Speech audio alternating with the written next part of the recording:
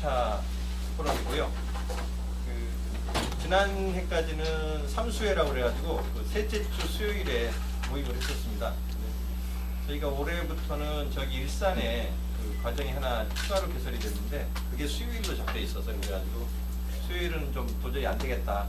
저희가 교육을 세 분 강사님이 돌아가면서 하지만 딴 분 강사님이 할 때도 저희가 가서 이렇게 보조 강사 역할을 하기 때문에 셋이 거의 다 시간을 함께 비워야 되거든요. 그래서 수요일은 어렵겠다 그래서 올해는 원래 목요일 날 마지막 주 목요일 마지막 주 목요일에 하는 걸로 좀 이렇게 변경을 했습니다. 그래서 이제 목요일로 원래는 모시려고 했었는데 지금 직장이 있으시고 굉장히 또 저녁 시간 외에는 시간 내시기가 어렵고 또 이번 목요일에 또 선약이 있으시다 그래서 어렵게 그냥 긴급하게 그럼 화요일이라도 되겠습니까? 라고 했더니 그나마 생각을 해주셔가지고 오늘 좀 땡겨서 모셨습니다. 여책 카카오 스토리 마케팅 이거 나온 지 얼마 안 됐습니다. 한 달도 아직 채 안 됐고 한데 제가 이 책을 강력히 권하는 이유는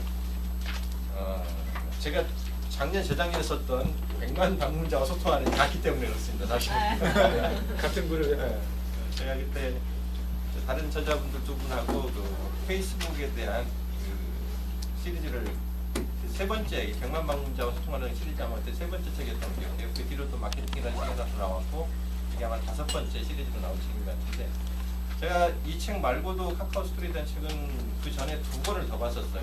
실제로. 근데 그 2권을 보고 나서 이 책을 보니까 앞에 본 2권이 의미 없다.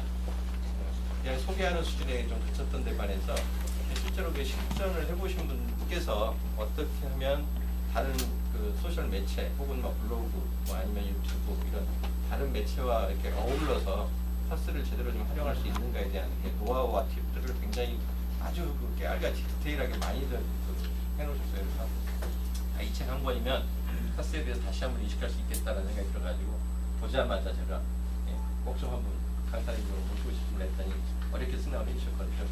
오늘 지금 네. 업무 마치고 오신 거죠? 네. 네.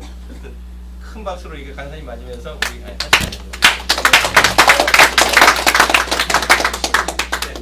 포인터가 있나요? 네.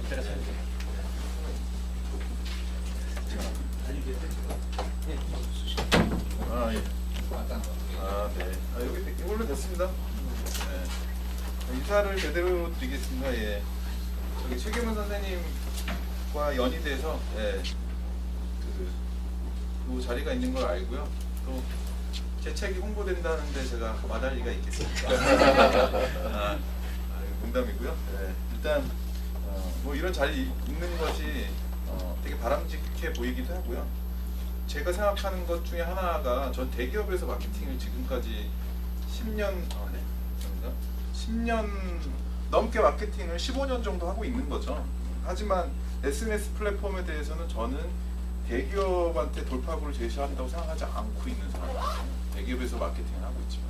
그래서 저는 SNS를 가지고 대기업에서 일하면서 대기업에 접목도 하지만 제 개인한테도 접목하고 있어요.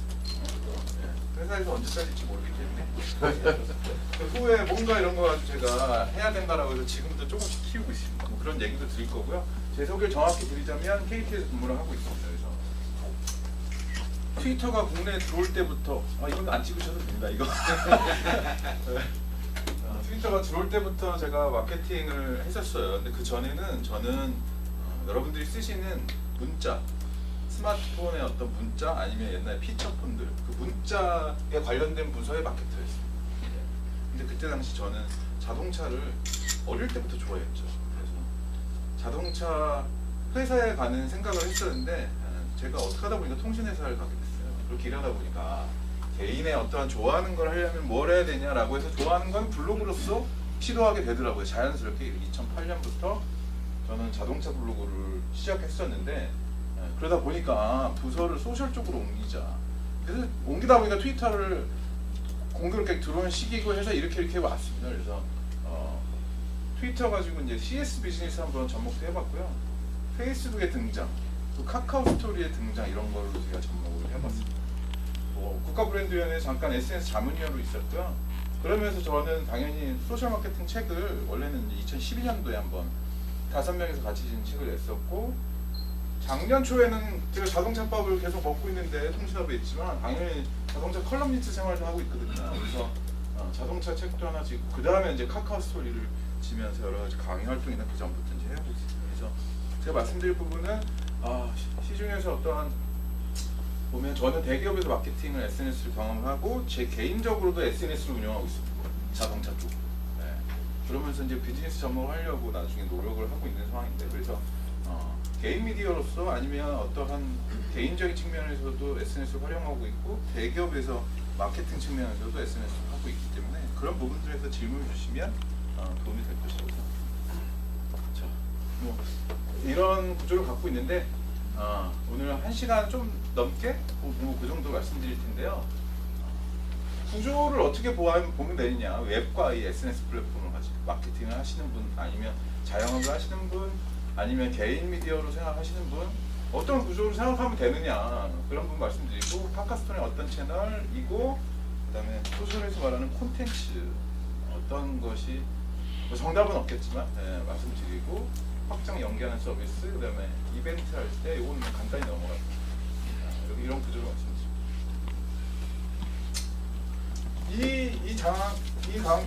이 표 하나로 저 한 30분에서 1시간을 강의를 합니다. 다 다른 데 가면 블로토 아카데미나 블로토 소셜 MBA 과정이나 아니면 뭐 광고협회의 과정이나 솔직히 이것만 잘 되면요. 이것만 잘 되면 이게 너무나 기본적인 상황이고 또 기본적이면서도 굉장히 어려운 것입니다. 어려운 거예요. 이게 되면 회사에서도 마케팅을 잘할 수 있고요. 자영업을 하더라도 뭔가 돌파구가 있고요. 개인을 알릴 때도 이것만 되면 여기서 이 구조화에서 충족하고 있다 그러면 굉장히 잘 하시는 거라고 생각해요.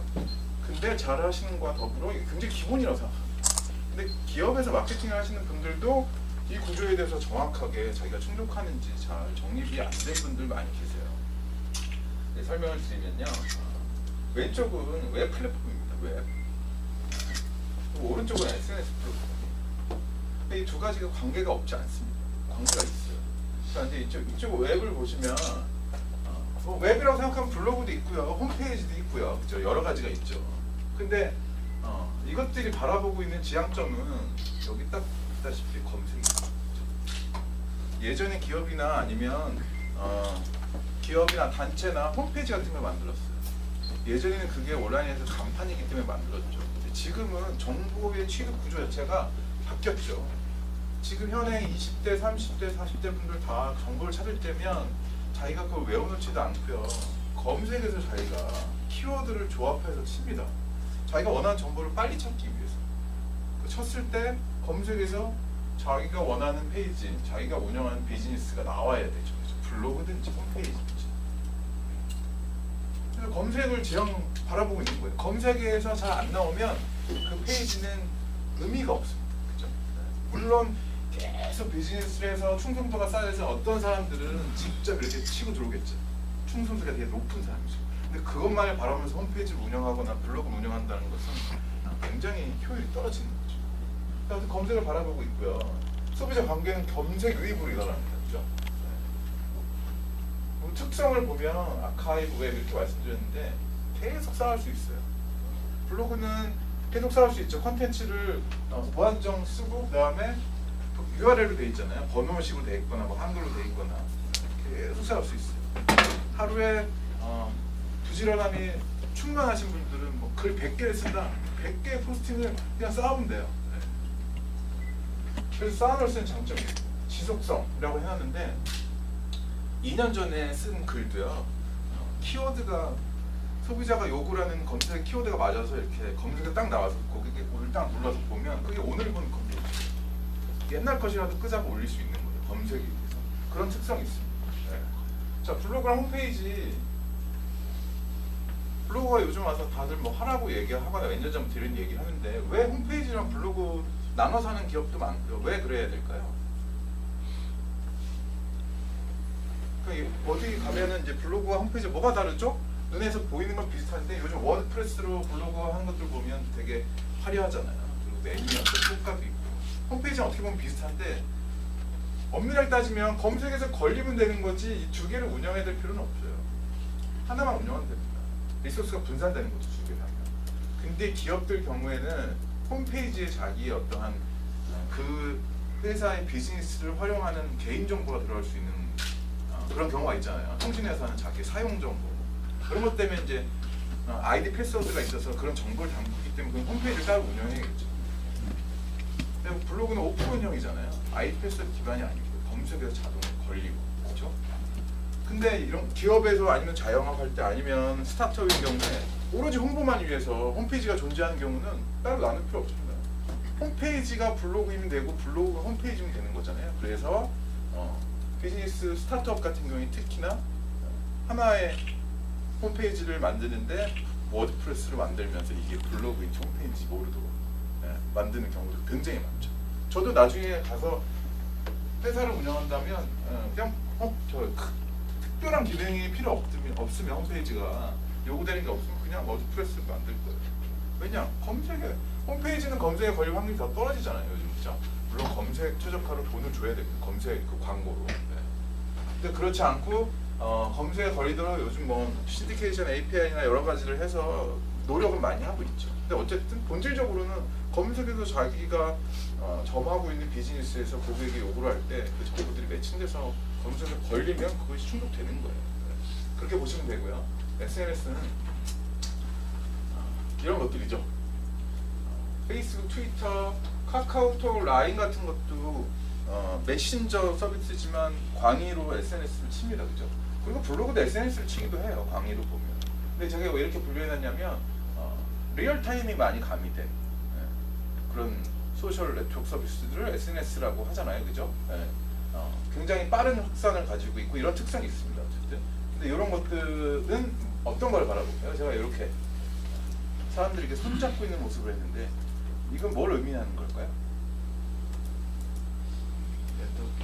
네, 맞습니다. 공유.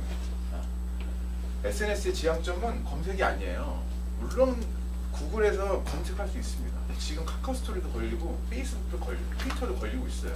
물론 고급 검색을 통해서. 근데 SNS의 지향점은 검색이 아닙니다. 공유예요. 확산. 콘텐츠를 올리자마자 반응, 공감을 얻어서 그것을 자기 지인한테 공유를 눌러서 확산합니다. 그 지향점입니다. 결국은 그래서 블로그는 검색에 안 걸리면 생명력을 잃었다고 표현하시지 SNS는 콘텐츠를 하나 발행을 했는데 사람들한테 공감이 없거나 댓글이 없거나 좋아요도 없고 공유도 없고 하나도 없다 그러면 생명력이 없는 거죠. 그렇죠? 그런 지향점을 가지고 있고요. 소비자 관계는 구독자라는 관계가 생겨요. 카카오 스토리에는 소식받는 친구라고 표현이 되어 있고요. 페이스북에는 팬이라고 되어 있고요. 트위터는 팔로워라고 되어 있습니다. 그렇게 해서 자기가 이 계정에서 소식을 받을 거야 라고 딱 하면 구독자 관계가 형성이 돼서 다음부터 뭘 발행할 때는 그 사람한테 갑니다. 그래서 구독자 관계가 형성이 되죠. 특성으로 가면 휘발성, 지속성과 휘발성은 두 개 다른 단어잖아요. 그죠? 반대 방향, 휘발성. SNS 5일 전에 발행했던 거를 오늘 보는 사람은 거의 없어요. 물론 5일 후에 접속해서 볼 수는 있겠지만 매일 접속하는 사람은 5일 전 걸 지나쳤다 보면 끝이에요. SNS는 유효기간이 한 3일, 직접적으로는 그렇습니다. 그러다 보니까 과거 걸 끄자고 올리질 못해요. 그러니까 오늘 받은 반응이 엄청나게 중요한 거죠. 며칠 사이에 이루어진 반응, 그게 없으면 의미가 없는 거죠. 확산성, 공유를 누르기 쉽게 돼 있죠. 그리고 굉장히 왼쪽에는 웹 콘텐츠보다 더 짧습니다. 그래서 그것이 확산의 갖기도 좋은 UI 구조를 갖고 있는 거죠. 서비스 자체가. 그리고 모바일이 엄밀하게 따지면 90% 된다고 봅니다.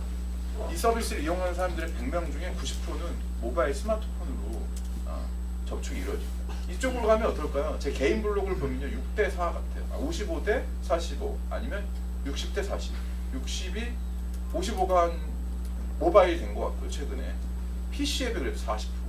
근데 이쪽으로 오면요 10%도 안 되는 것 같아요. PC앱으로 접속. 그리고 콘텐츠의 스타일이 달라질 수밖에 없죠. 근데 이런 두 관계가 전혀 관련이 없지 않습니다.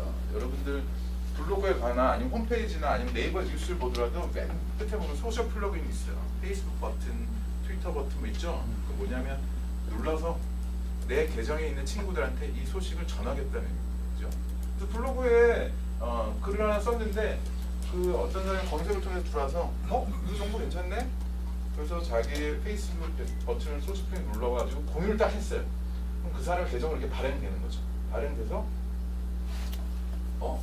자기 친구들도 반응하는 거. 이 정보 괜찮은데 그래서 댓글 날리고 좋아요 달고 공유를 누릅니다. 그럼 확산되는 거죠. 그렇죠? 이렇게 다 타고 간 거죠. 그죠? 타고 간 다음에 이게 끊어지느냐? 그렇지 않습니다. 자, 네이버 검색이나 다음 검색은 검색 알고리즘이 물론 그러니까 조금 다르긴 하지만 구글 검색으로 보면요, 구글에서는 검색에서 상단에 나오는 어떠한 그런 알고리즘이 여러 가지가 있는데 그 중에 하나가 인용이에요. 인용이란 말은 이 콘텐츠가 남들 어떤 커뮤니티 가가지고 그 URL을 이렇게 링크하면서 이 정보 확인하세요, 이 정보 참조하시면 좋습니다, 이렇게 한 게 인용된 거잖아요. 인용이 됐다는 것 자체가 콘텐츠가 좋다는 걸 의미하기도 하죠. 그것이 쌓이면 검색에서 가중치 줍니다, 구글에서. 그래서 이렇게 한번 공유된 것들이 구글의 검색에 어떠한 스코어링에 반영이 되는 거죠. 근데 네이버나 다음은 그렇진 않은데 네이버나 다음도 구글을 닮아가려고 노력을 많이 하고 있어요. 검색 개편을 계속 하는 이유가 그런 거죠. 네이버가 우리나라 분들이 너무나 많이 쓰시니까 네이버를 보면서 비즈니스를 할 수밖에 없지만, 근데 여러분이 생각하셔야 될 거는 모바일만 딱 두고 보면 구글의 검색 MS가 PCF보다 높거든요. 근데 그 높음이 구글에서 그래도 조금씩 증가하고 있다는 사실이에요. 그 말은 지금은 네이버가 80%의 점유율을 가지고 있고요. 나머지 20%를 구글과 다음이 이렇게 같이 먹고 있다고 보면 그 마켓쉐어가 모바일이 거의 70~80%가 넘어가서 전체가, 그러면서 구글이 좀 더 넘어가면 구글한테 모든 검색 최적화를 맞춰야 되는 그런 상황이 올 수도 있어요. 그럼 구글은 아시겠지만 우리나라 분들은 불편해하시지만 실제로는 진짜 검색 엔진을 갖고 있는 애들. 잘 생각해 보시면 제가 자영업을 한다고 쳐요. 그러면 어떤 홈페이지를 탔습니다. 홈페이지를 네이버에 가서 검색 등록하죠, 보통. 왜 등록해야 되죠? 구글은 그런 거 보셨나요? 구글은 검색뿐만 안 합니다. 왜냐하면 전 세계에 있는 구글의 검색 엔진이 크롤링 하거든요. 다.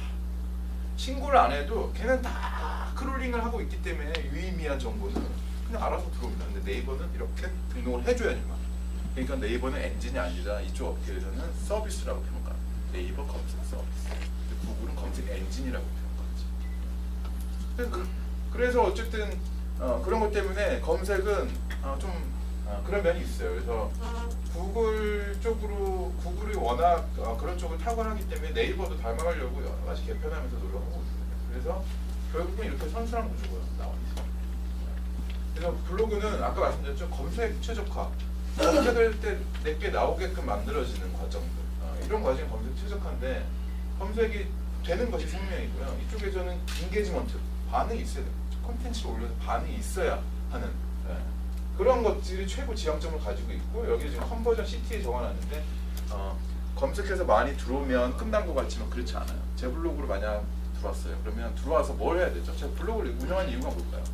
만약 제가 자영업을 하고 있다면 그 자영업에서 누리는 목표 있잖아요. 뭘 팔아야 된다거나 아니면 뭘 봐야 된다거나, 그런 목표가 블로그에서 와서 달성이 돼야 될 거 아니야. 세일즈 하고 있다. 그것까지 누르는 것. 그걸 이제 구매 전환 얘기하고 전환이라 했는데 컨버전 이렇게 얘기합니다. 그래서 콜투 액션이라고 제가 표현하는데 CTA, 그걸 누르는 것까지 신경을 써야 되는. 누르려면 어떻게 해야 되죠? 제 블로그 와서 되게 많이 머물러야 될 거 아니에요. 그럼 한 검색으로 들어와서, 검색으로 들어오면 이게 어떠한 페이지인지 잘 모르는 상태에 들어올 거 아니에요. 들어와서 여기 이런 정보가 있네, 나는 이런 정보 찾고 있는데 비슷한 정보 또 있네, 이렇게 계속 체류하면서 자기가 목표한 비즈니스의 전환까지 이루는 그런 과정들을 되게 디테일하게 노력을 해야 되는 그런 상황이고요. 우측에서는 당연히 인게이지먼트 말씀드렸고, 구독자 릴레이션. 검색은 오늘 들어온 사람이 내일도 들어올 가능성이 있을 수도 있고 없을 수도 있는데, SNS는 구독자랑 관계가 있기 때문에 오늘 내 소식을 봤는데 내일도 볼 가능성은 많아요. 구독자이기 때문에. 그죠? 근데 반응을 못 얻으면 계속 이렇게 뒤처지는 개념이 되는 거고. 어쨌든 이것만 그냥 생각하고 자기가 하는 비즈니스에 여기서 충족하고 있나를 딱 체크해 보면 충족을 다 하고 있다 그러면 대단히 기본적인 거를 잘하고 계시면서도 대단히 어려운 거를 잘하고 계시는 겁니다. 여기서 다 웹 마케팅을 하면 여기서 다 벗어나는 게 없어요. 카페 제휴해서 뭔가 홍보하려고 할 때 카페 왜 하죠? 거기에 있는 회원분들한테 컨택을 하기 위해서 보시면요. 카페 색전에도 나올 거 아니에요. 검색에 그죠? 네. 그리고 블로거분들이랑 뭔가 인플루언서 마케팅 하기도 하잖아요. 뭔가 기업에서 제품 설명회 할 때 블로거분들 부르잖아요. 왜 할까요? 블로거분들의 뭐 스토리텔링 콘텐츠가 그 시즌에 이제 그 홍보가 되기 위해서 하는 것도 있겠지만 검색에 살아 있어요. 주로 파워 블로거분들이 뭘 올리면 그 키워드 쳤을 때 검색 상단에 그래도 점할 수 있는 비중이 높기 때문에 하고 있는 거예요. 그래서 이 범주에 다 거의 들어가요. 웬만큼. 그래서 외부로 뭔가 비즈니스를 하시는 분이라면 또 외부로 뭘 팔아야 되고 뭘 하시는 분이라면 여기에 접목을 해서 잘 되고 있는지 볼 필요가 있어요. 그래서 오늘은 그것 중에서 요 놈을 얘기하러 이제 온 거죠. 그래서 저도 카카오스토리 책을 냈지만 카카오스토리를 한다고 해서 모든 비즈니스가 해결되는 건 아닙니다. 이놈을 잘해도요 잘하시는 분들이 있고요, 이놈을 잘해도 잘하시는 분들이 있고요, 구글 플러스 가지고 효용을 보시는 분들도 있어요. 그래서 플랫폼 자체를 따지면 페이스북이 굉장히 좋은 플랫폼입니다. 왜냐하면 기능도 많고요, 되게 안정화되어 있고요. 근데 저는 이렇게 말씀드리고 싶어요. 어떤 플랫폼인지 상관이 없습니다. 거기서 잘하기만 하면 된다는 거예요. 자, 그 대학교에서 졸업하고 직장을 취업하는 사람들이 웬만하면 IT나 아니면 뭐 자동차나 이런 쪽으로 가고 싶어 할 거 아니에요, 취업을. 근데 거기 가면 무조건 다 행복한가요? 그렇지 않습니다. 그렇지 않아요. 저렇게 굴뚝산업에 가가지고 하더라도요, 거기서 잘만 하면 거기서 나오는 행복감이 훨씬 더 크거든요. 똑같습니다, 이쪽도. 카카오스토리보다 더 못한 플랫폼이라도 자기가 가서 선점하거나 잘해서 접목해서 하면, 그래서 아웃풋이 나오면 그게 제일 좋은 플랫폼이에요, 제가 봤을 때. 그래서 SNS를 한다고 인생이 확 바뀌거나 아니면 뭔가 뾰족한 수가 나오거나 그렇지는 않습니다. 어디서나 다 똑같은 것 같아요. 자, 카카오스토리 말씀을 드릴게요. 이런 기사가 나왔습니다. 태국마저 누군 토종 SNS. 이 얘기는 양적인 측면 때문에 나온 얘기죠. 여기 보시면 월간 활동 유저 2,300만 돼 있습니다. 2,300만이 월간 활동 유저라는 거는 월 1회 이상 접속하는 사람이 그렇다는 얘기예요. 그럼 페이스북은 얼마일까요? 작년 중반에 발표하기를 2013년 말 기준으로 1,300만이라고 한 달에 한 번 이상 접속한 사람, 로그는 사람이. 그에 비하면 여기 많잖아요, 그죠? 많기 때문에 이런 것들이 나왔죠. 하지만 아까도 말씀드렸지만 페북보다 좋은 플랫폼이라고 얘기하지는 않아요, 저도. 하지만 사람은 많다, 정말. 제가 카카오스토리를 언제 2012년도에 이명박 대통령 정권 시절에 이제 국가브랜드위원회에서 SNS 자문위원 할 때 카카오톡에서 카카오스토리를 가는 버튼들이 이렇게 마련이 돼 있었고요. 아무런 마케팅도 안 했습니다, 카카오스토리에 대해서. 근데 그때 딱 보고 저는 이게는 양적으로 무조건 클 수밖에 없다고 생각을 했죠. 그래서 2013년도 초반에 박근혜 정권에 들어서서 저는 대통령 직속 조직이기 때문에 이제 그게 끝나면서 저는 당연히 회사를 딱 복귀하면서 이런 생각을 했죠. 복귀하기 전에 페이스북에서 개인적으로도 그렇고 늦게 들어가서 뭐랄까 나도 비용이 많이 들고 여러 가지 선점을 못한 면이 있기 때문에 카카오스토리는 분명히 된다고 생각하고 무조건 선점하겠다 이런 생각을 가지고 오자마자 KT에서 원래 계정을 카카오스토리를 베타 서비스를 탔죠. 그리고 몇 개월 뒤에 제가 개인적으로 썼습니다. 카스토리라는 자동차 계정. 그 설명은 제가 드릴 텐데 어쨌든 그때 의문도 전 이거였어요. 아무런 마케팅도 안 하고 그냥 이렇게 제 와이프도 이렇게 보면 카카오스토리 쓰더라고요. 근데 이거는 10대나 아니면 주부들만 활용하는 게 아닌가? 이런 생각을 가졌었어요. 그래서 제가 베타 서비스 때 카카오에 원래 들어가면서 이 데이터를 한번 요청을 한 적이 있었어요. 근데 그냥 어바웃을 줬는데 이게 나중에 공식으로 발표가 되더라고요. 그러면 10대부터 50대까지 균등하게 있습니다. 16%에서 14%까지 쫙 있다는 건 이거는 뭘 의미하냐면요, 이런 세그먼트 구조가 나오려면 굉장히 우리나라에서 많은 사람들이 사용해야만 나올 수 있는 구조예요. 그러니까 2,300만이니까 월 유니크가 계정 수는 4,000 몇백만이고요. 이게 왜 만들어졌을까요? 카카오톡 때문에 만들어진 거예요. 카카오톡을 다 사용하시잖아요. 근데 거기서 그 개인 프로필로 들어가면 카카오 스토리 보기가 있어요. 쑥 들어가가지고 보면 그 사람 이제 이 홈페이지 같은 말 그대로 SNS가 홈페이지라 볼 수 있잖아요. 그런 게 나와 버리는 거죠. 그러니까 쉽게 마이그레이션이 된 거죠. 쉽게 이전을 해서 이 계정을 트게 되는 거예요. 네. 그래서 근데 이걸 뭘 의미하냐면요. 온라인 비즈니스에서는 사람이 많기만 하면요. 그러면 무조건 비즈니스 접목할 수 있어요. 무료로 됐든 뭐로 됐든 일단은 집계를 하고 나서는 뭘 붙여도 비즈니스를 할 수 있는 게 온라인 비즈니스. 근데 그 집계를 하는 과정까지 버텨야 돼요. 버텨야 돼요.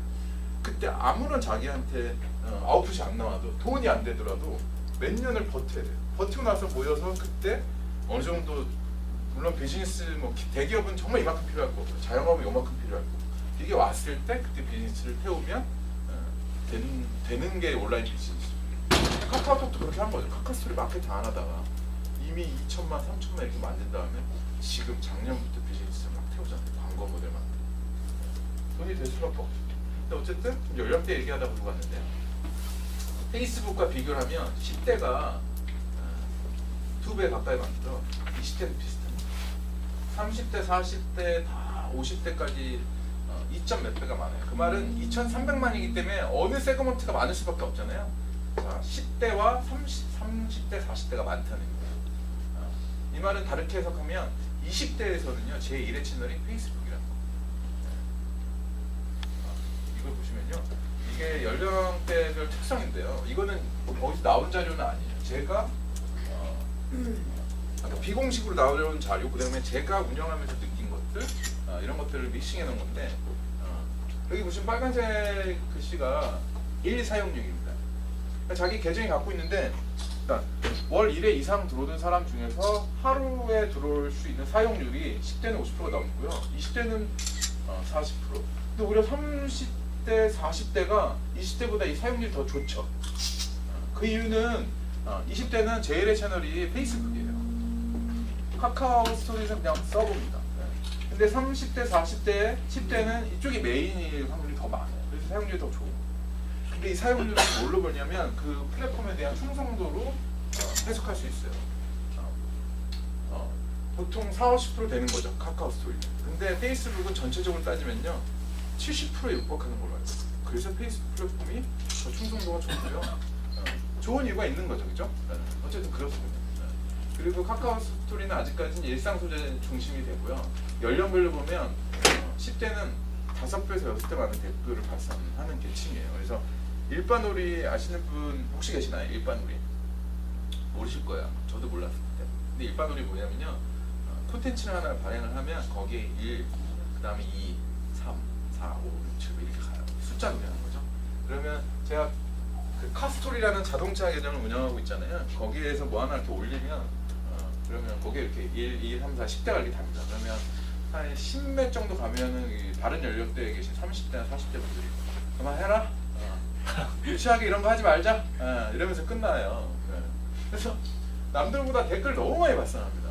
그런 계층이고요. 20대, 30대까지는 댓글 느낌을 굉장히 이제 포괄적으로 잘 쓰시고 40대 분들 느낌을 잘 쓰십니다. 50대 분들 잘 쓰시고 제 자동차 계정에서 보면 자동차라는 소재는 굉장히 대중적인 소재죠. 연령대를 다 넘어서 그러면 어떤 분들은 제가 뭐 올리면 항상 좋아요를 눌러주신 분이 계신데 저기 비닐하우스 앞에서 양복 입고 찍으신 분이에요. 그분은 항상 저한테 좋아요를 눌러주시더라고요. 반응을 한다는 얘기죠.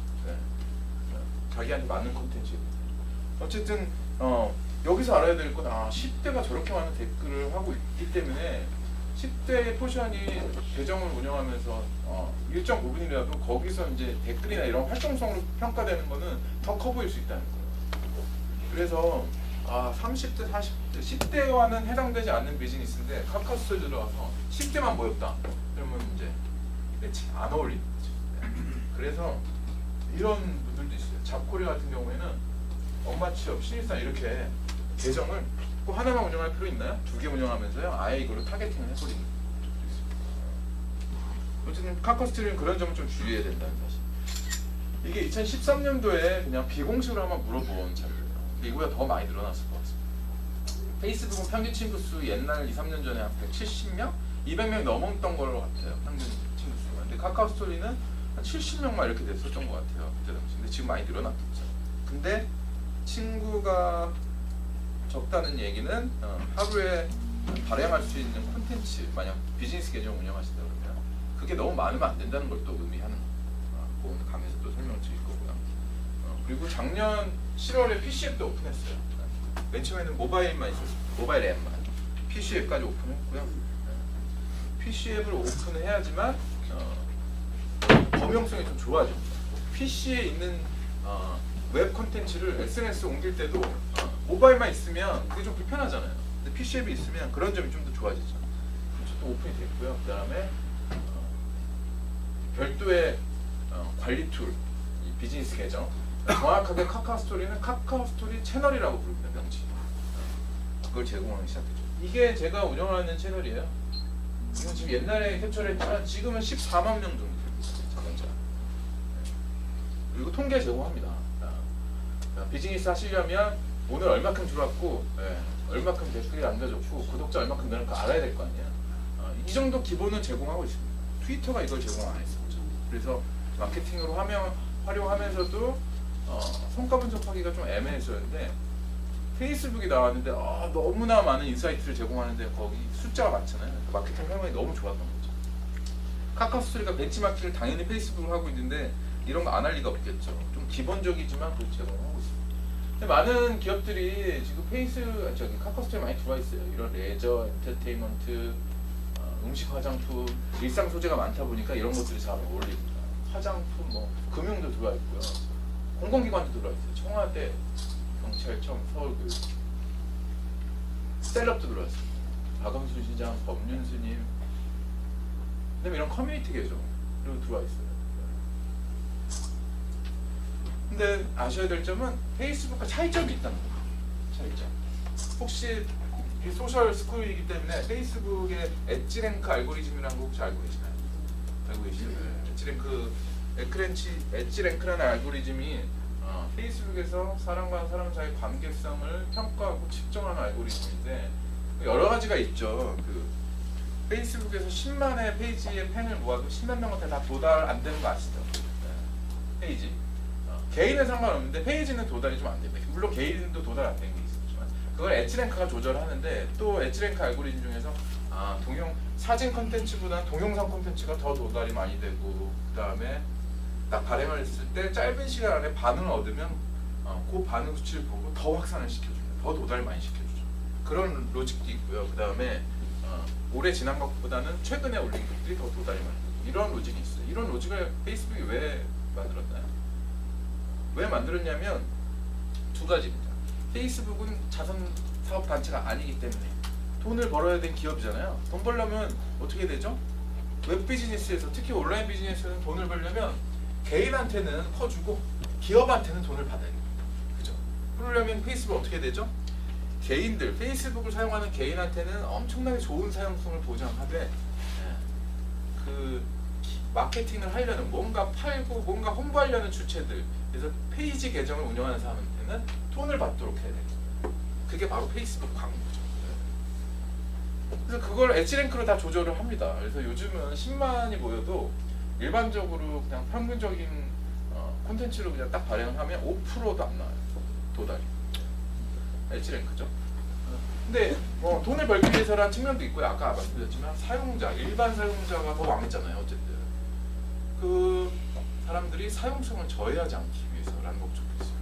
자, 100명의 친구가 있는데 100개의 페이지 계정을 제가 라이크를 했어요. 근데 이 콘텐츠가 저한테 다 와요. 그러면 나는 친구가 100명인데 100개의 페이지들이 하루에 두세 건씩 하잖아요. 그럼 그게 다 오면 제 타임라인은 친구들의 얘기보다는 기업들의 얘기밖에 없을 거 아니에요. 그죠? 그걸 사용자의 사용성을 보장하기 위해서 또 이렇게 제어를 하는 겁니다. 근데 이 엣지랭크가 카카오 스토리에 있을까요? 없을까요? 없습니다. 없어요. 제가 여기 써놨죠. 없습니다. 없어서요. 제가 14만을 모았으면 제 콘텐츠가 14만한테 그냥 갑니다. 그래서 이게 좋은 일일까요? 나쁜 일일까요? 좋기도 하고 좋을 것 같아요. 네, 좋기도 한데요. 또 마냥 좋지만은 않습니다. 왜냐하면 제가 구독자라고 하면 모든 얘기가 다 오잖아요. 네. 다 오니까 그냥 조금만 관심 없으면 그냥 스킵 해버릴 거. 그리고 좀 보고 아 이 계정은 나한테 안 맞아. 언라이크. 구독자를 포기하는. 구독 취소를 하는. 그래서 작년 말에 제가 플로터 오픈 세미나, 그러니까 컨퍼런스 가서 제가 요거보다 좀 더 심하다는 얘기를 한 적이 있는데 그때 제가 시뮬레이션을 했었어요. 카스토리라는 계정으로 페이스북, 이 카카오에 다 있으니까 그 보정실에서 그래서 그걸 시뮬레이션 해보니까 페이스북보다 4배의 친구 끊기가 많이 되는 확률이었어요. 같은 가입자라면 페이스북에 한 명 언라이크 될 때 카카오스토리는 4명이 언라이크 되는 그렇게 이제 평가가 가능합니다. 그러나 제가 하나 콘텐츠를 공들여서 만들어서 딱 발행을 하면 14만원대 무조건 간다는 거예요. 그러면 그렇게 가가지고 거기서 뭔가 일어나는 일은 페이스북보다 확률이 더 많은 거죠. 자, 이 얘기를 한번. 자, 도달제가 없다고 말씀드렸죠. 컨버전 트래픽이 그래서 좋다 이런 표현을 제가 쓰고 있습니다. 이게 언제냐면요, 2014년 3월이네요. 제가 그때 이 자동차 실용 서적을 오픈했습니다. 2월 정도에. 그래서 제가 자동차 컬럼리스트 생활도 하고 있다고 말씀드렸잖아요. 개인 블로그도 자동차 블로그 보는데, 그래서 회사에서 휴가 내고 저기 자동차 행사 많이 갑니다. 가가지고 시승도 하고 메이커에서 이제 시승차를 그냥 준 기자차를 보내주기도 해요. 근데 이제 행사 가면 이런 거 기념품 받거든요. 뭐 이렇게 이게 지금 인피니티에서 온 여행 여권 지갑인가 뭐 이런 거예요. 근데 이건 벤츠 이제 향수 뭐 이런 건데 행사 가면 뭐 고생해서 왔으니까 이제 이런 기념품도 주는데 제가 쓴 적이 없어요. 다 이 계정을 운영하는 경품으로 다 썼어요 지금까지. 그래서 그때도 자동차 책이기라고 이런 경품들 풀어서 이벤트를 한 적이 있어요. 그래서 그때 당시는 페이스북, 트위터 다 합쳐가지고 카카오스토리 합쳐서 11만이었거든요. 그래서 이제 이벤트를 했어요. 그래서 다 함께 차차차 자동차 책 소개를 제 블로그에 이렇게 넣고 이런 식으로 이벤트를 하면서 여기 링크를 이렇게 했죠. 근데 이 링크, 요 내용, 사진, 페이스북 똑같이 다 걸었어요. 그래서 요 링크로 들어오는 사람이 페이스북 대비 어떨까요? 제가 그때 기억하기로는요, 이 카스토리가 그때 8만 정도 됐을 거예요. 8만에서 9만 사이. 그리고 페이스북은 한 2만 2천, 3천. 트위터는 1000명 이렇게. 트위터는 그냥 구색으로 갖고 가고 있는 거예요. 네. 그렇게 해서 했더니 이쪽에요. 이쪽은 도달이 다 안 되잖아요, 어차피, 그죠? 이쪽은 다 도달된다고 말씀드렸어요. 이쪽에 4,000명이 들어오고 이쪽에 100명이 들어왔어요. 그래서 자, 여기서 컨버전 트래픽이 좋다는 얘기는 뭔가의 자, SNS 하나만 운영해도 뭔가 비즈니스를 할 수 있겠지만 웹이랑 같이 있는 게 더 좋다고 말씀드렸어요. 아까도 구조화를 맨 처음에 초반에 말씀드렸잖아요. 웹과 SNS는 서로 선순환 구조에 있는 것이다라고 말씀드렸잖아요. 그래서 웹에 자기의 비즈니스에서 뭔가 결제를 하거나 뭔가 자기의 상품을 보여주기가 더 용이하게 되어 있다 그러면 이렇게 링크를 한다면 페이스북보다 카카오스토리가 더 들어올 확률이 더 많은 거죠. 왜냐하면 도달이 다 되니까. 얘 팬이 2만 명이고 얘가 8만 명이었으니까 4배를 하더라도 얘는 아까 100명 들어왔으니까 곱하기 3 400인데 얘는 4,000명이잖아요. 그죠? 팬을 동등 수준으로 맞추더라도 차이가 이렇게 납니다. 그래서 카카오스토리에서 아웃풋을 내고자 한다면 이렇게 엣지랭크에서 도달이 제어가 없어서 들어오는 이 사람들이 내 웹페이지로 아웃링크로 이렇게 나가서 거기서 어떠한 작용을 하게 만들어게끔 하는 전략이 유효합니다. 페이스북은 저 안에서 다 끝내야 되는 성향이 강해요. 그리고 페이스북 유저들은 진짜 빠꾸합니다. 제가 봐도 베일한 정보를 얘기해도 이쪽에서는 페이스북은 이건 이미 오늘 오전 기사에서 이렇게 판명되지 않았나요? 이런 반응을 보이는 거면 카카오스토리는 그 전 얘기를 하고 있어요. 그러니까 뭐냐면 더 대중적인 소비자예요. 근데 마케팅을 진짜 공부 잘하는 애들만 마케팅 대상으로 삼을 수는 없는 거잖아요. 더 대중들한테 어필해야 되는 거잖아요. 카카오스토리 특성이 그렇죠. 그래서 여기 있는 빠꾸미 유저들은 페이스북에서 딴 데로 가기 좀 싫어요. 그래서 링크 콘텐츠를 올리면 반응이 좀 안 나오는 경우가 있습니다. 근데 카카오는 되게 꾸준합니다. 링크 콘텐츠를 올려도 반응을 어느 정도 하는. 그래서 제가 그냥 다른 강의 가면 약간 대중적이면서 착한 소비자, 이쪽은 너무 빠꾸면서 피곤한 소비자 이렇게 말하기도 합니다. 근데요, 그래도 페이스북이 정말 대단한 게, 자, 인게이지먼트의 폭발력은 페이스북가 더 좋습니다. 한 번 터지면 페이스북은요, 그렇게 도달제어를 하는데도 얘가 반응 있는 콘텐츠라 그러면 엣지랭크가 막 확산도 시켜주지만 네트워킹 효과가 더 좋아서 폭발력은 더 페이스북이 더 좋아요. 근데 카카오스토리가 평균으로 나오는 것들은 좋은 편입니다. 물론 이제 구독자를 모았다는 가정하에. 그래서 그리고 공유를 눌러주는 특성도 좀 후한 편이에요. 근데 여기서 제가 이런 특성을 얘기하지만 여기서의 기본점이 되는 거는 어느 정도 구독자를 모았을 때. 근데 요즘 하도 많은 페이지, 그러니까 카카오스토리 채널이죠. 비즈니스 계정이 오픈되다 보니까 이 안에서 굉장히 힘든 상황이에요. 여러 가지로. 네. 왜냐하면 너무 많으니까 소비자 입장에서는 경쟁자가 많아진 거죠. 그러니까 비즈니스 계정 운영자 입장에서. 어쨌든 그렇습니다. 그리고 광고도 런칭했어요. 작년 4월부터 광고 맨 처음에 이게 나왔죠. 이렇게 추천 소식. 타임라인을 보면 세 번째 줄에 이렇게 다른 쪽으로 이렇게 바로가기가 눌러있는 광고들이 들어와 있습니다. 이게 이제 카카오스토리 광고인데요.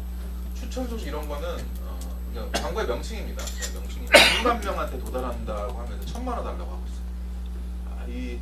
이게 바로 이제 이런 거죠. 카카오스토리 2012년부터 이렇게 은근슬쩍 만들어가지고 카카오톡 유저가 다 이쪽으로 전이되게끔 만든 다음에 계속 한 2,300만이 쓰는 서비스를 딱 만든 다음에 그 전까지 2, 3년 동안 돈 얘기 한 번도 안 하다가 바로 돈 얘기 하잖아요. 이제 모였으니까. 이게 바로 온라인 비즈니스. 그래서 100만 피드 도달하는, 그러니까 100만 타임라인에 도달한다고 하면서 1,000만 원 달라고 하는 거죠. 1,000만 원 어려운 숫자죠, 그죠? 이건 대기업한테만 해당되는 광고예요. 근데 그러다 보니까 이런 걸 내놓더라고요. 페이스북이 좋은 이유가 뭐죠? 광고할 때 비딩형이면서 되게 소량도 걸 수 있죠. 그 소량에 맞는 가입자가 아니면 노출이 보장됩니다. 어느 정도 이제 유치가 돼요. 그래서 저도 카카오스토리 말고 이제 그 아까 자동차 계정을 페이스북에서도 하고 있는데 저도 개인 돈 내가면서 그 광고를 집행하고 있어요.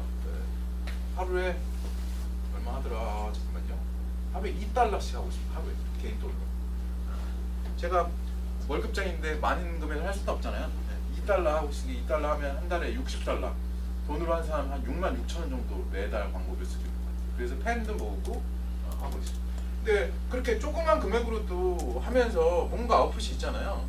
네. 카카오스토리도 그걸 당연히 따라갈 수밖에 없어요. 그래서 10,000원 이상만 되면 광고를 집행할 수 있게. 그 광고의 모습이 이렇게 비슷해요. 그래서 타임라인에 이렇게 걸립니다. 그래서 저도 제 계정은 이렇게 홍보할 수 있고요. 제 계정이 아니고 그냥 제가 블로그나 웹페이지를 갖고 있다. 웹페이지를 이렇게 걸 수도 있습니다. 이리로 가게. 근데 이 효율은 좀 더 시장 검증이 필요합니다. 제가 한번 해본 게 나쁘진 않은데 그렇다고 페이스북도 좋다고 말할 수는 없는 어떤 특정한 분야에 대해서 좋을 때도 있는데 어쨌든 그렇죠. 근데 이런 광고를요 네이티브 애드라고 해요. 네이티브 애드 광고 업계에서도 화두가 되는 단어인데 네이티브 애드가 뭐냐면 광고 같지 않은 광고라고 보시면 돼요. 광고 같지 않은 광고. 기사를 봤는데 그게 광고였던 거예요. 우리는 이게 무슨 정보 기사인 줄 알고 딱 봤는데 광고. 근데 이 SNS도 왜 네이티브 애드의 일종이라고 부르냐면 친구들의 소식들이 쭉 나오잖아요. 타임라인에. 거기에 이렇게 들어가 있거든요. 친구 소식인지 알고 볼 수 있다고. 네이티브 애드라고 알아요. 어쨌든 광고 모델이 런칭되어 있는 상황이고요. 네. 그래서 카카오스토리는 대략적인 설명을 다 드린 것 같아요. 근데 콘텐츠 얘기 안 할 수 없죠. 이 SNS 가지고 비즈니스를 하시려는 분들이 항상 물어보시는 거예요. 구독자는 어떻게 모아야 되냐, 그리고 콘텐츠는 어떻게 해야 되냐 이렇게 물어보세요. 근데 정답은 없습니다. 그리고 제가 이렇게 이 업에서 있고 저도 개인적으로 하고 있지만 저도 이 소비자들의 그 되게 뭐랄까 빠르게 변화하는 이 감각을 따라갈 수가 없어요, 솔직히. 근데 그래도 그 중에서 좀 뭔가 바이블처럼 공식이라고 생각하는 것들을 여러 가지 경험에 의해서 한번 정리해보고. 근데 이것부터 말씀드릴게요. 자, 이거는 솔직히 개인 비즈니스에 해당되는 내용은 아닌데요. 기업에서 이 중에서도 마케팅 하시는 분들한테 해당되는 내용이 있어서 말씀드릴게요. 보통 회사에서 마케팅 하면요 360을 주구장창 할 수가 없어요. 그죠? 요번 달 마케팅 이렇게 들어가죠. 돈을 써서 딱 들어가고 있다가 좀 쉽니다. 쉬고 나서 다음 분기나 아니면 다음 반기에 또 돈을 딱 쏟아붓죠. 근데 그렇게 되면 소비자는 한 번 이게 볼 거 아니에요. 아, 그래, 저 회사에서 저런 상품이 나왔어. 아, 저런 회사가 있었네. 이렇게 인지했다가 그게 마케팅이 끊이고 나면 이제 없어요. 저 단절이 됩니다. 그러면서 기억이 잊혀지죠. 근데 지금 아까 SNS 플랫폼 말씀드렸죠. 구독자 관계가 형성이 됩니다. 구독자는 잊혀지지 않기 위해서 그 구독자가 매일 발행을 해야 돼요. SNS 꾸준하게. 그게 2일 간격이든지 뭐 하루 간격이든지. 그래서 한 달 쉬고 놀다가 바로 진입해서 뭔가 얘기하기에는 안 어울리는 시간이에요. 그래서 이것들이 이제 마케팅, 대규모 마케팅을 할 때고요. 소셜 어떤 SNS 가지고 얘기할 때는 이런 걸 좀 메꿔주는 역할을 한다고 보통 되어 있어요. 그죠? 왜냐면 끊임없이 얘기하니까. 끊임없이 브랜드 경험을 유지시켜주고 이야기를 하면서 접점을 갖다가 좀 확보하는 그런 개념이 되기 때문에 그리고 콘텐츠 시리의 역할도 합니다. 예. 요즘 SNS에서 공유가 안 되면, 그러니까 화제가 안 되면 그 마케팅은 실패한 마케팅을 이렇게 얘기를 해요. 그 기업상에서. 왜냐하면 어떤 영상이 화제가 되는데 SNS에서 공유가 안 되면서 그것이 성공하기가 굉장히 힘들어진 상황입니다. 그러니까 SNS 계정이 있으면 CD 역할을 할 거 아니에요, 그렇죠? 네. 그런 관점에서 소셜 미디어의 어떤 의미를 보셔도 됩니다. 근데 소셜을 운영하면서 진짜 제일 중요한 거는 이거 같아요. 자, 옛날에 ATL을 하시던 분들이나 그러니까 광고 4대 매체, 광고, 라디오, 신문 이런 걸 하시던 분들, 아니면 온라인 마케팅 하시던 분들은 솔직히 최근에서 패러다임이 많이 바뀌었습니다. 왜냐하면 옛날에는 어떻게 보면 내가 돈 가지고 광고비 쏟으면 돼 이렇게 생각하셨죠. 저는 상품을 내놓거나 아니면 광고비를 그냥 써서. 근데 광고라는 게 뭔가요? 그러니까 직접적으로 단방향에서 전달하는 거예요. 그죠? TV도 저희가 단방향으로 그냥 보고 있지 거기에 따라서 저희가 뭔가 이렇게 반응을 하거나 이렇게 물론 반응을 해서 이렇게 옆에 사람한테 얘기할 수는 있겠죠. 하지만 보통 다 스타일들이 그럴 수 있는데 SNS는 달라요. 왜냐하면 저랑 최기문 선생님이랑 SNS 친구잖아요. 이런 관계에 있는 거죠. 그래서 제 친구들의 있는 말들이나 이런 얘기들을 보고 있는 과정에 기업이 이렇게 페이지 계정들이 이렇게 들어와서 뭔가 하나 던지는 그런 관계. 이 마케팅. 그게 뭔가요? SNS 사람과 사람 사이의 대화 흐름이잖아요. 그죠? 그 안에 이렇게 딱 들어가는 거예요. 네. 그렇기 때문에 광고나 아니면 다른 것처럼 내가 그냥 여기에서 노출이 돼서 보다 걸린다 이런 개념이 아니라 남들 대화하는데 중간에 들어간다 이런 생각을 가져야 돼요. 근데 콘텐츠가 그런 쪽으로 진화를 해 있어야 됩니다. 그래서 만든 로직이 저는 이거예요. 자, 사람과 사람 사이의 대화를 끼려면요 이렇게 해야 되겠죠. 내가 기업 딱지 이렇게 딱 붙이고 딱 들어가서 내 상품 좋아 이러면 사람과 사람 사이 대화하고 있는 중에 그걸 믿을까요? 안 믿죠. 안 믿습니다. 보통 안 믿어요. 자기가 TV 광고나 뭐 돈이 많아서 이런 걸 집행할 수 있으면 그걸 그냥 주구장창 때리면 되겠지만 SNS는 일단 이렇게 딱 딱지를 붙이고 있으면 잘 안 믿는 경향이 있어요. 그래서 이런 콘텐츠들이 나오기 시작하죠. 이 롯데라는 계정인데 롯데가 전하는 알뜰살뜰 생활팁 뭐 이런 거 얘기하고 있어요. 롯데가 생활팁을 파는 회사도 아니고 그죠? 네. 왜 이런 얘기 할까요? 이러다가 처음처럼 나옵니다. 네. 연결고리도 있죠. 네. 이게 뭘까요? 이게 어떻게 보면 옛날 마케팅을 따지면 미친 짓이에요. 위에서 뭔가 돈을 쓰는데 뭐 이런 얘기가 나올 수 있죠. 야, 우리는 A를 팔기 위해서 마케팅하는 건데 왜 생활팁을 얘기하고 앉았어? 너 미쳤냐? 이렇게 나올 수 있는 문제예요. 근데 SNS 말씀드렸죠. 사람과 사람 사이의 대화의 흐름 속에 끼는 거라고. 그러려면 어떻게 얘기했죠? 정보를 얘기했죠. 유익한 정보를. 유익한 정보를 얘기해서 거기에 자기의 비즈니스와 연관이 있으면 좋은 거죠. 그래서 연관성을 잃지 않는 범위 내에서 확장한다가 제일의 공식이에요. 미스터 피자 같은 것들을 봐도요. 피자 파는 회사잖아요. 그죠? 피자 파는 회사인데 지금 음식구함 얘기하고 싶어요. 피자 아이는 왜 이렇게 얘기하죠? 내 피자가 정말 맛있어요 이렇게 얘기하면 오히려 씨알이 안 먹히는 거죠. 자, 또 하나의 법칙 중에 하나가 연관성을 잃지 않는 범위 내에서 확장하는데 시의성을 가지고. 자, 이것도 똑같은 내용이에요. 시의성이라는 거는 뭐냐면 자, 사람과 사람 사이의 대화이기 때문에 오늘의 화제가 있습니다. 그죠? 김연아가 소치올림픽에서 은메달 딴 얘기를 어제 밤에 했으면 오늘 그 얘기 되게 많이 할 거 아니에요. 사람과 사람 사이의 대화니까. 근데 그런 사람과 사람 사이에 화제가 있는 내용이 있는데 그 얘기를 이용하지 않고 다른 생뚱맞게 내 제품 좋아요 이러면 눈에 띌까요? 안 띄죠. 그래서 이게 뭐냐면 옛날에 나로우가 발사됐을 때 나로우가 계속 발사가 실패했잖아요. 그죠? 그래서 사람들 사이에서는 그런 게 있었죠. 나로우 발사 얘기가 그래도 화제가 됐었어요. 그러니까 이 빌리프라는 계정이 LG 생활건강의 화장품 브랜드. 여기서는 어떻게 했냐면 나로우 발사가 성공하고 나서 나로우를 화장품으로 바꿔치겠어. 그래서 이렇게 올렸죠. 다른 기업은요 나로우 발사 그림이 있고요. 여기에 이제 나로우의 성공적 발사를 있습니다. 이러면서 개정을 해서 여기에 자기 어떤 BI 브랜드 아이덴티티만 받은 회사들이 있는데 얘네는 한술 더 떠서 좀 크리에이티브하게 발을 거죠. 근데 반응을 많이 얻었어요. 왜냐하면 오늘의 화제가 되는 소재를 가지고 한 거잖아요. 근데 소셜 SNS는 이걸 또 염두에 두고 최근에 뭐가 있었죠? 러버덕 있었죠. 러버덕.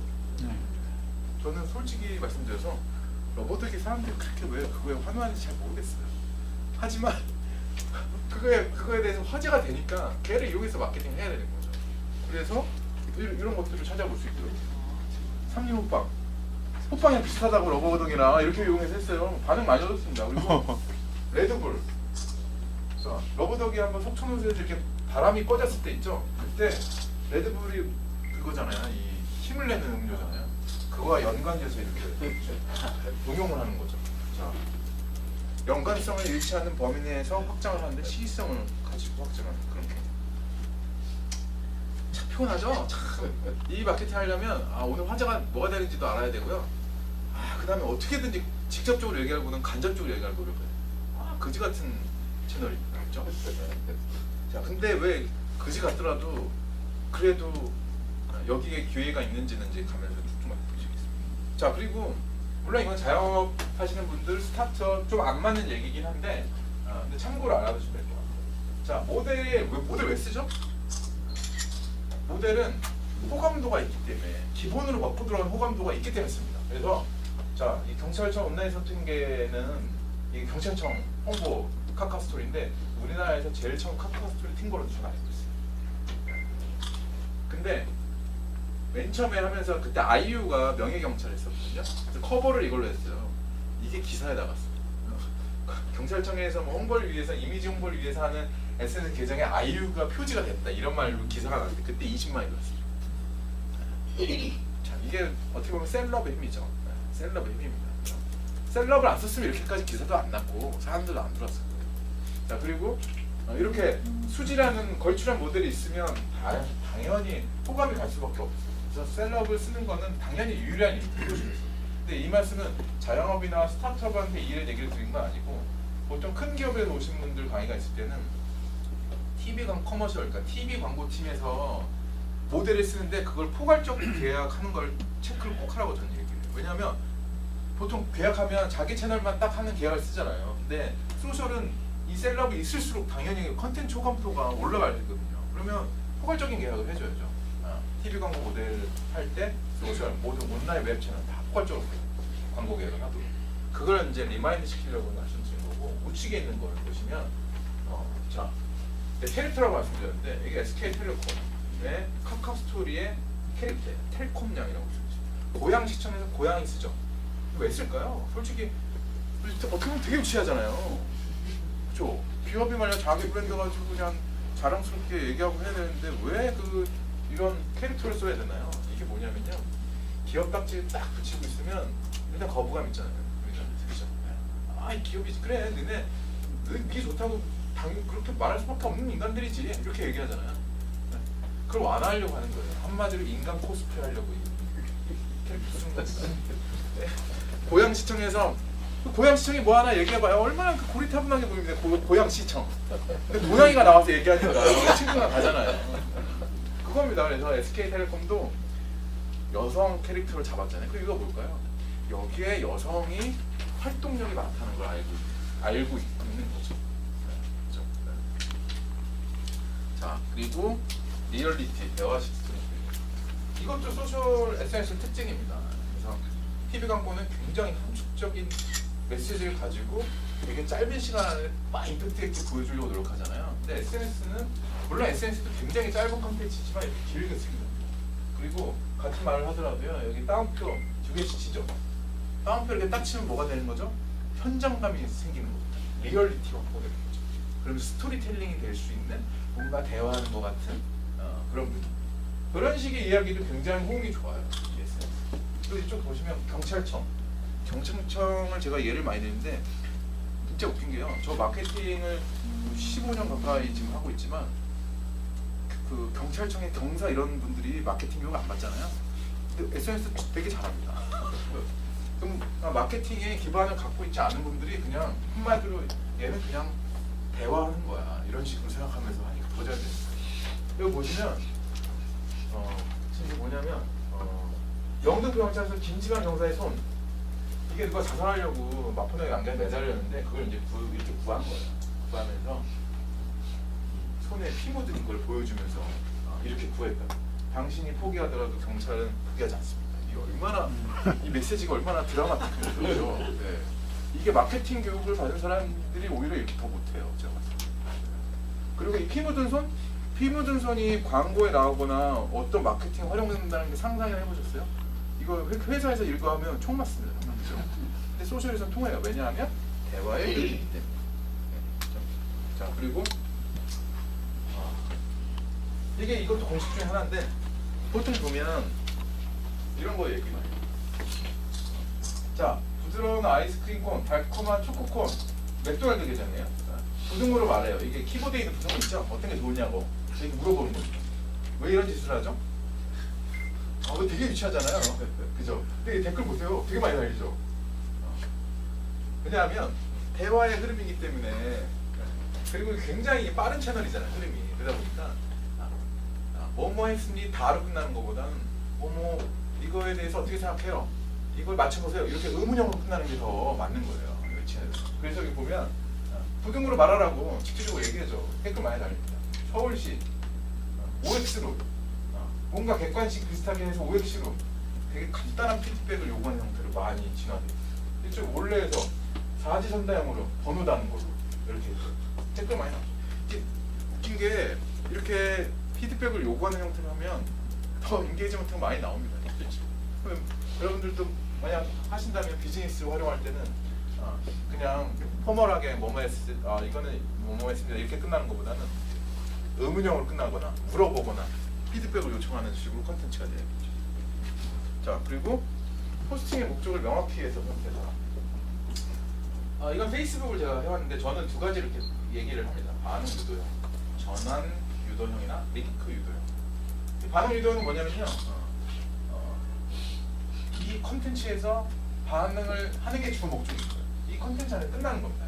사진과 뭐예요? 동영상이고. 이 컨텐츠는 뭘까요? 여기 더하라고 되어 있죠. 링크 타고 나가는 겁니다. 이 컨텐츠는 링크 타고 나가는 게 제 주 목적. 자, 카카오 스토리를 바꿔 얘기하면 이런 거죠. 자, 제가 운영하는 카스토리에서 이런 걸 한 적 있어요. 소렌토, 지금 이제 출시한 소렌토의 렌더링 이미지가 웹에서 이렇게 딱 화제가 된 적이 있어요. 그래서 그걸 가져와서 내가 이대로 나온다면 어떻게 평하겠냐. 아까 공식을 쓴 거죠. 그죠? 의문용어로 끝나잖아요. 그러면서 둘 중에 하나 택해? 굉장히 심플하게 가죠. 그리고 내 생각까지 얘기합니다. 전 잘생겼다고 생각합니다. 댓글 많이 달렸어요. 530개 달렸어요. 그죠? 철저하게 피드백 형태로 갖고 이 컨텐츠에서 끝나는 겁니다. 이 컨텐츠에 댓글 달고 이러면서 끝나는 거예요. 그죠? 그렇게 해서 이 카피도 그런 식으로 돼 있어요. 근데 우측으로 볼까요? 제가 캐딜락 신형 CTS를 작년에 타고 제 블로그에 시승기를 한 다음에 작성한 컨텐츠예요. 여기 링크 포스팅은 있죠. 정확하게. 이 컨텐츠의 특징은 뭐냐면 목표는 일로 많이 가야 돼요. 일로 많이 가야 돼요. 여기서 댓글 물론 달면 좋죠. 하지만 이걸 많이 보게끔 하는. 그러려면 어떻게 되죠? 여기서 모든 걸 다 얘기는 안 하죠. 링크 가서 확인하도록. 그러면서 형태도 그냥 사진만 한 게 아니라 이렇게 링크. 사진은 여러 장 할 수 있겠지만 여러 장 하면 여기서 끝나는 거잖아요. 링크 하나만 딱 이쪽으로 가도록. 그래서 목적을 명확히 해야 돼요. SNS에서 반응이 안 나온다고 무조건 링크 포스팅을 안 하고 그냥